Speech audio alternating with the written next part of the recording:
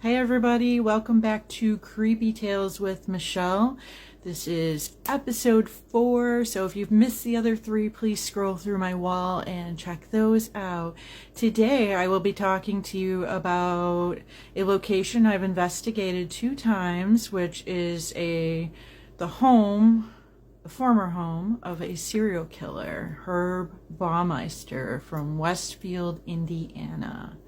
So here we go. So here you can see a photo of, this is the driveway heading into the property. It's an 18-acre sprawling property with lots of woods. You can kind of see a lot of trees there in the background, and there's a lot more at the back of the property. So very private looking property.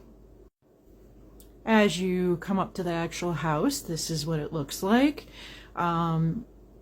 See if I can figure this out here. Oh, so there's the main entrance, and over here where it doesn't want to let me go there, where that tree is at in the left front there, it kind of is a entrance to an apartment that a tenant lived in at one time.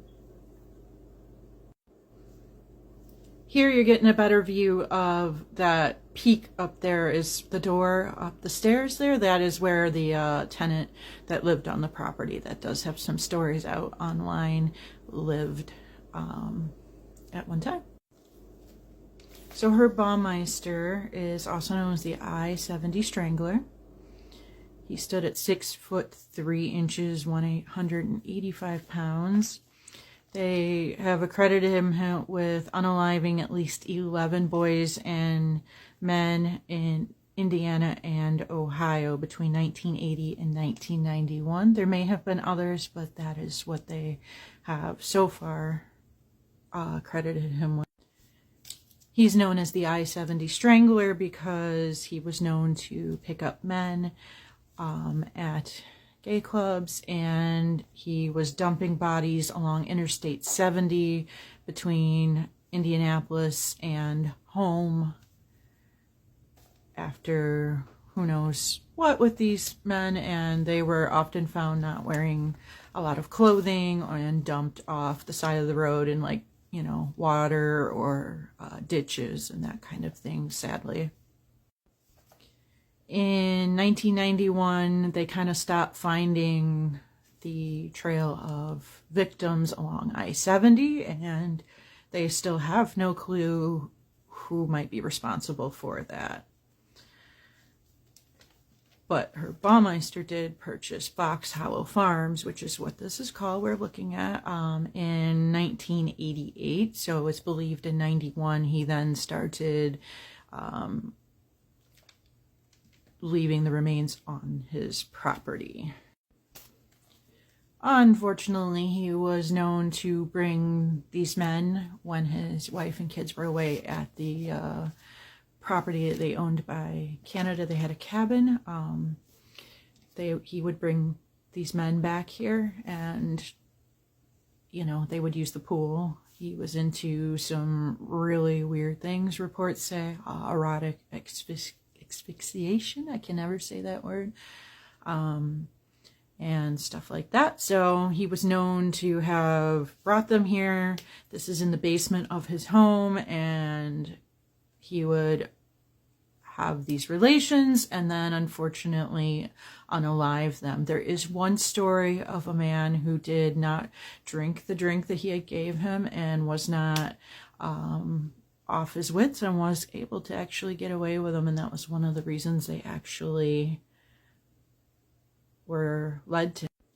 This is just another shot of the pool. When we investigated, we did have access to the whole lower level and investigated thoroughly by the pool area, and then kind of this way there is a room where they just like a little bar and a pool table and stuff like that. A ventilation room, you know, like for the heating and cooling down there and whatever. And then we had access to the backyard, which I will show you guys. So this is a photo off of one of my cameras of the back of the home. You can see right there on the where the person's coming out, that is like the area like where the bar and the pool table area was at. And then if you went in there directly to the right, you were by the pool on that lower level. So had access straight to the backyard.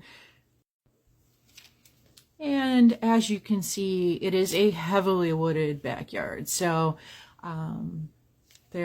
we had access to all of this when we investigated as well. It was really, really creepy to walk out here. And I have a photo from at night to show you what it was like for us out there at night. But give you a little more information here. So how they start to begin to realize that Herb is responsible is not only that man that came forward that didn't know where he was exactly, or who Herb was, because he gave an alias name of Brian Smart to his victims. It's what they were able to figure out from that man.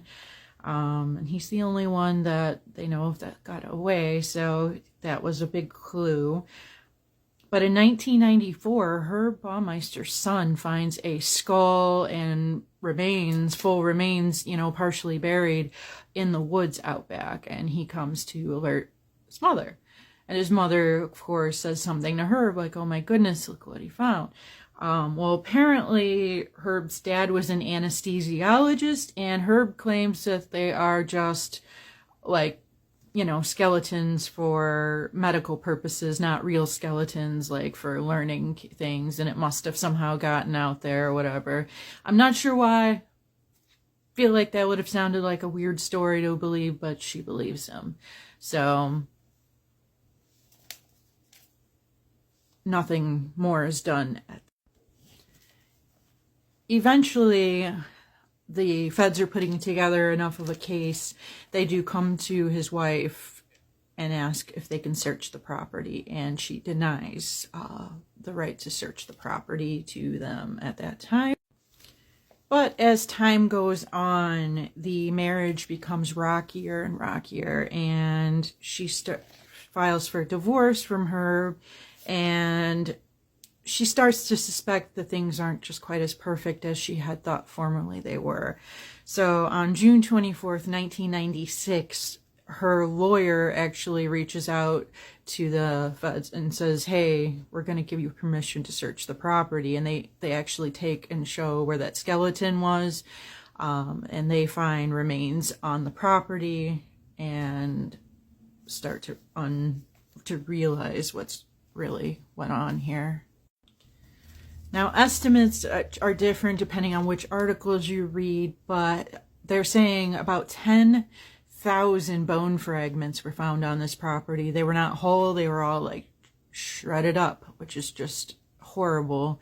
So they estimate that it could be as many as 25 people just buried alone on this property that he actually unalived. So they have only identified 11 victims, I believe, so far, total, that they're crediting to him. But the property alone, they believe there was 25 people who have remains there. And it's really sad to think of that, what they must have come upon. It is still an active crime scene as far as I'm aware. It was when I went, and in the spring, a lot of times, unfortunately, things wash up.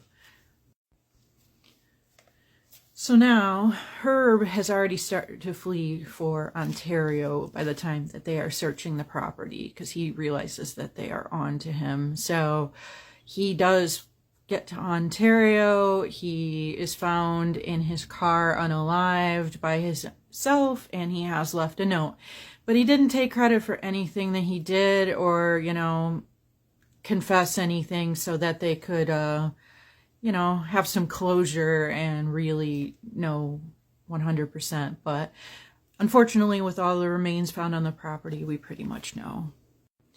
Here's a photo of what it was like to walk out and back in the woods at night. It was very creepy, just a very ominous feeling. Yes, the location is haunted. We did not continue investigating it for personal reasons, not related to this case. So interesting location, sad history, really sad. So thank you guys so much for watching. I really do appreciate it. See you next time.